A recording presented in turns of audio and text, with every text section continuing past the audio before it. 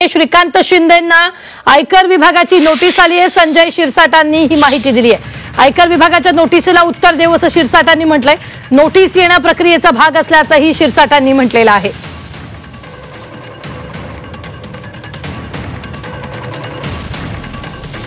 आयकर विभाग जो होता है वो हर किसी की छाननी करता है।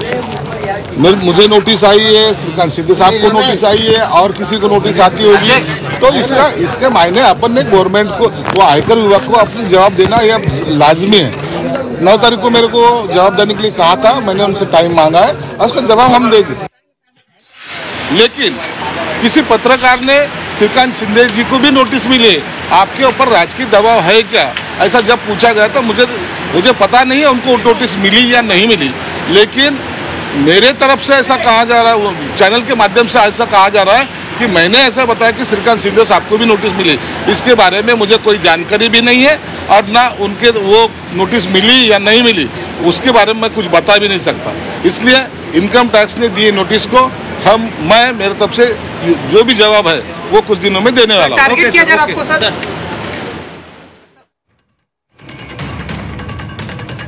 तर यावेळी श्रीकांत शिंदेंना आयकर विभागाची नोटीस आल्याची माहिती मिळते। तर या नोटीसला उत्तर देऊ असंही शिरसाटांनी म्हटलेलं आहे। मोठी बातमी आपण आताच्या क्षणाची पाहतोय ती म्हणजे संजय शिरसाटांनी ही माहिती दिली असून या नोटीसला आम्ही उत्तर देऊ असं देखील त्यांनी म्हटलेलं आहे।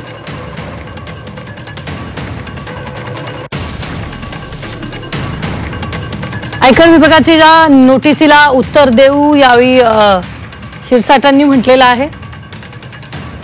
अनेक नेत्यांना या नोटिसा येत असतात, त्यात काही गैर नाही असं देखील त्यांनी माध्यमांशी बोलताना म्हटलंय।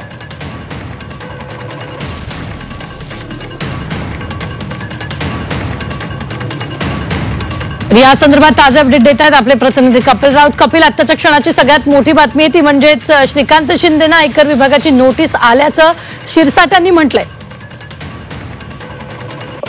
नक्कीच या संदर्भातली चर्चा ही राजकीय वर्तुळात सुरू आहे का शिरसाट आणि श्रीकांत शिंदे यांना आयटी विभागाची आयकर विभागाची नोटीस आलेली अशी चर्चा सुरू आहे।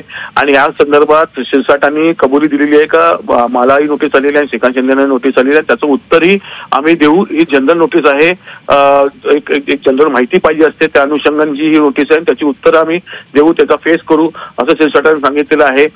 त्यामुळे एकंदरीतच आता ह्या नोटीस ज्या आयटी नोटीस आलेली आहेत या आयटी नोटीसला श्रीकांत शिंदे असतील किंवा मग शिरसाट असतील हे कशा प्रकारे उत्तर देतात आणि नक्की ह्या नोटीसमध्ये काय दडलंय ह्याकडे सर्वांचं लक्ष लागलेलं आहे। निश्चित कपिल, आता एक मोठी बातमी आपल्याकडे येते ती म्हणजेच यावेळी शिरसाटांनी वक्तव्य केलं की इतर नेत्यांनाही नोटीस येत असतात, श्रीकांत शिंदेंना पण नोटीस आलेली, यात काही गैर नाहीये। मात्र आता संजय शिरसाटांनी युटर्न घेतलाय त्यांच्याच वक्तव्यावरून। त्यांनी असं म्हटलंय की मला पत्रकारांनी विचारलं होतं की राजकीय वर्तुळात चर्चा सुरू आहे, श्रीकांत शिंदेंना नोटीस आली आहे का, तर मी बोलता बोलता म्हणालो की आली असेल किंवा नोटीस येत असतात।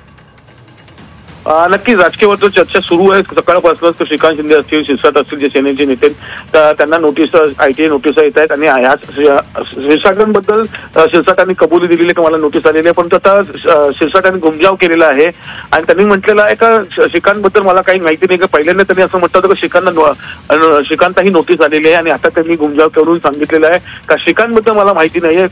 प्रश्न आला समोरून त्या अनुषंगाने मी म्हटलं कदाचित आली असेल असं घुमजाव करताना दिसत आहे। त्यामुळे एकंदरीतच कदाचित या गोष्टी कुठेही लीक होऊ नये, राजकीय पटला देऊ नये याचाच एक प्रत्यय समोर येतोय आणि त्याच प्रकारचा प्रयत्न शिरसाट करताना दिसत आहेत। निश्चित धन्यवाद कपिल ताजे अपडेट देण्यासाठी।